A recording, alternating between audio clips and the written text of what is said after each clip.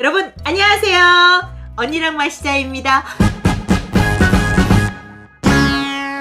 여러분 오늘 굉장히 더우셨죠? 6월인데 마치 7월, 8월 같은 그런 날씨였습니다. 땀도 많이 흘리셨죠? 그럴 때일수록 여러분 수분 공급 충분히 하셔야 되는 거 알고 계시죠? 네, 생수도 많이 드시고 또 맛있는 건강차 또 많이 드시고 그래서 수분 풍부성한 그런 피부 미인을 유지하시기 바랍니다. 제가 요즘 야심차게 준비하고 있는 것이 있습니다. 궁금하시죠? 네, 뭐냐 하면요. 저희 농장 차 품목들의 숨어있는 이야기를 찾고 있습니다. 어떤 이야기인지 궁금하시다고요? 첫 번째, 둥글레. 여러분들 산에서 들에서 둥글레 많이 보셨죠? 그리고 또 둥글레 차 많이 드셨죠?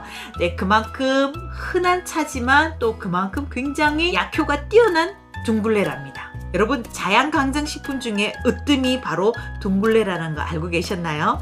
자, 그러면 둥글레가 왜 둥글레라는 이름이 붙여졌는지도 궁금하시죠? 그거부터 한번 알고 가볼까요? 영어권에서는 둥글레를 솔로몬스 씨리라고 합니다. 솔로몬 왕의 그 인장이 둥글레 뿔이랑 비슷하게 생겼다고 해서 솔로몬스 씨리라고 하고요. 일본에서는 아마도코로라고 이야기합니다. 한국에서는 둥글레 뿌리 모양을 보고 둥근 그 뿌리에 굴레 같은 그런 마디들이 있다고 해서 둥글레라는 이름이 붙여졌다고 합니다. 한의학에서는 둥글레를 옥죽이라고도 합니다. 대나무 죽자를 써서 둥글레 대나무가 그 마디마디가 있잖아요. 둥글레도 층층 둥글레도 보면 마디마디가 있거든요. 그리고 그 잎도 그 대나무 잎처럼 닮았어요. 그리고 땅속 뿌리도 보면 대나무도 이렇게 얽히고 설켜서 굉장히 군락으로 밀집되어서 성장하고 있는데 둥글레도 보면 이렇게 밀집되어서 성장하고 있거든요. 그래서 대나무랑 닮았다 해서 옥죽이라고도 하고 또 층층 갈고리 둥글레나 이런 층층 둥글레는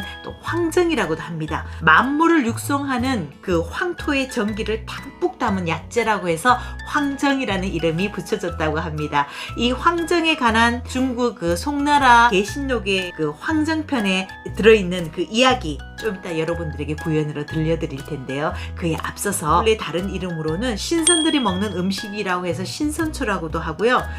도가의 선인들이 밥 대신에 이 둥글레를 먹으면서 도를 닦았다고 합니다. 그래서 선인반이라고도 하고요. 또 스님이나 또는 오녀대사도 구중부한 둥글레를 먹어가며 도를 닦으셨다고 합니다. 그뿐 아니라 중국 의학서인 황제내경에는 둥글레를 300일을 먹으면 귀신을 볼 수 있는 선인이 되어서 승천한다라고 기록되어 있답니다. 이런 이름들을 가지고 있는 것을 보면 둥글레가 굉장히 약효가 뛰어난 것 같습니다. 둥글레 약효에 대해서 좀 더 구체적인 이야기는 위에 준비되어 있는 영상을 참고하시면 되고요. 자, 이 시간에는 중국 송나라 시대 때 예신록 황정편에 기록되어 있는 그 이야기 구연으로 한번 들어볼 텐데요. 여러분들 눈은 감으시고 귀는 쫑긋 세우셔서 구연 한번 들어보도록 하겠습니다. 옛날 중국 임천이라고 하는 지역에 큰 부자가 있었어요. 그 부잣집에는 일하기 싫어하는 어린 꼬마가 있었지요. 난 일하기 너무너무 싫어. 어디 놀고 먹고 하는 데도 없을까? 일하기 싫어하던 어린 노비는 산속으로 도망을 쳐버렸어요. 야호!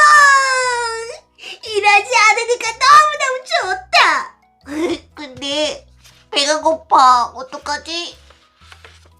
먹을 것을 찾던 어린 노비는 잎이 가날프게 생긴 식물 뿌리를 발견했어요.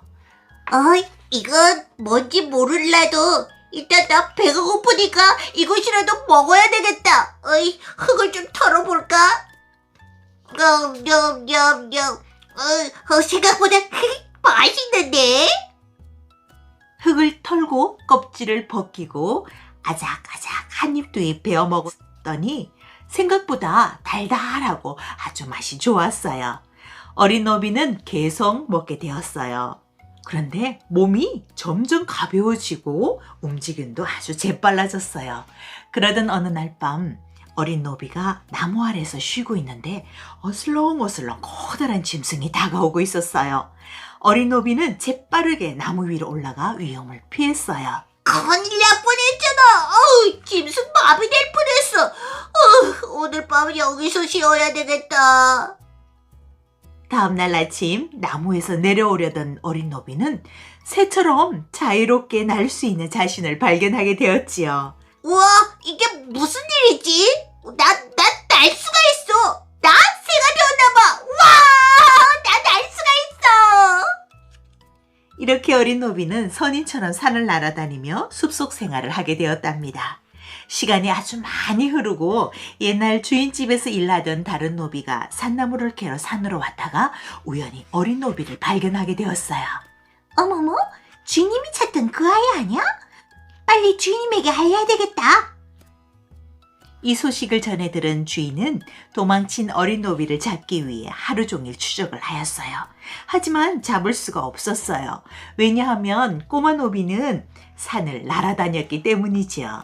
도대체 무엇을 먹었기에 선인처럼 저렇게 날아다니지?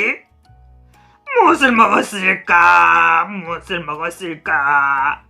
주인은 곰곰이 생각했어요. 어린 노비가 선인이 된 것은 분명 신령스럽고 효염이 있는 뭔가를 먹었을 거라고 생각하게 되었죠. 그래서 주인은 어린 노비가 잘 다니는 길에 먹음직스러운 음식을 놓아두었어요. 이 음식을 먹은 어린 노비는 어떻게 되었을까요? 네, 선인의 능력을 잃어버리게 된 거죠.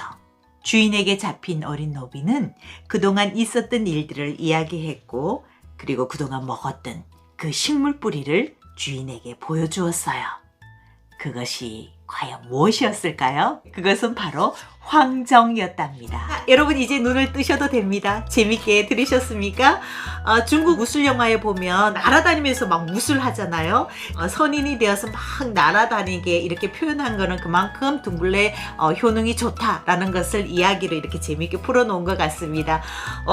나도 막 날아다니고 싶네. 여러분 둥글레가 봄에 심어서 가을에 수확하는 식물이 아니라 다년생인 거 알고 계시죠? 최하 5년은 재배해야지만이 둥글레를 수확할 수 있답니다. 자양 강장식품으로 아주 으뜸인 그러한 식품 중에 하나입니다. 둥글레는 5월 되면 아주 청초한 초롱꽃 같은 이렇게 꽃이 피는데요. 그 끝부분이 연두 색깔이에요. 둥글레 꽃말은 순결을 상징하는데요. 연인에게 이 둥글레 꽃을 선물하면 소원이 이루어진다라는 이야기도 있답니다. 그리고 8월이 되면 초록색 이렇게 열매가 열리는데요. 이 열매가 10월이 되면 까맣게 변합니다. 그래서 뭐 땅에 떨어지기도 하고요. 자연에서는 번식하기도 하는데 주로 둥글레는 뿌리로 번식합니다. 이게 군락을 만들어서 이렇게 성장을 하게 되죠. 그래서 어떠한 다른 식물들이 침범해서 올라올 수가 없어요. 그래서 다른 작물 재배하는 것보다 둥글레 재배하는 것이 쉽다라고 하는 것이 이 이유 때문에 그런 것 같습니다. 그러면 여러분들 둥글레 재배는 어떻게 하는지 궁금하시잖아요. 재배 영상은 위에 준비되어 있습니다. 다음에 더 재밌는 이야기로 만나요. 여러분들 안녕.